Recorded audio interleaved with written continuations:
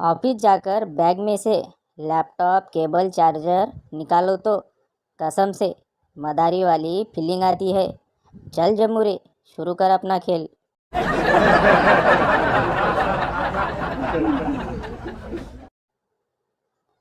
कोर्टात घटस्फोटाचा खटला अंतिम टप्प्यात आलेला असतो। शेवटची संधी म्हणून न्यायाधीश प्रश्न विचारतात। न्यायाधीश: बाई, तुम्हाला या माणसाकडे नांदायला जाण्याची इच्छा आहे का? बाई: एक वेळ मी तुमच्याकडे नांदायला येईल, पण ह्या माणसाकडे जाणार नाही. न्यायाधीश कावराबावरा झालाय।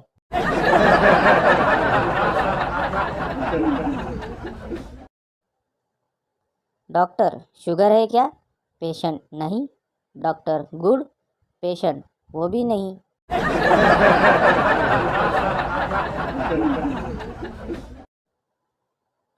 विदाई चालू असताना नवरी रडत रडत: अहो ऐका ना. नवरा: हा बोल. नवरी: कारमध्ये एक गाणं वाजवून मी रडताना व्हिडिओ बनवा, स्टोरीला टाकायची आहे.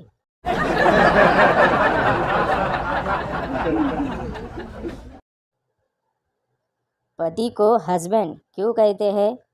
क्योंकि पत्नी पूरी जिंदगी हंस हंस के उसका बैंड बजाती है।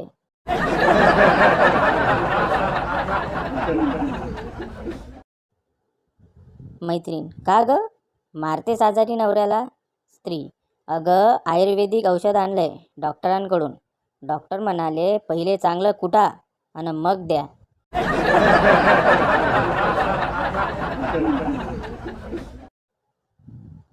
कहते हैं कि जो हंसा उसका घर बसा, जिसका घर बसा उसको पूछो वह फिर कब हंसा.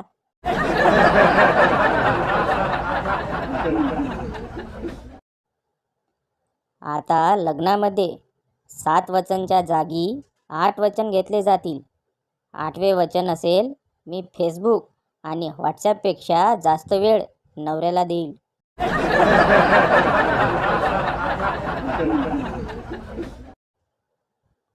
बायको: अहो सांगा ना, जेवण कसं झालंय?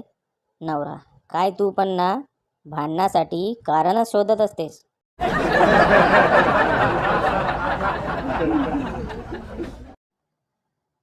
भयंकर वाली बेइज्जती।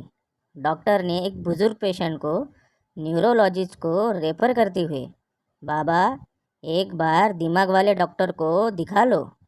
बुजुर्ग उठते हुए बोला: हमें तो लगा था कि आपके पास भी होगा.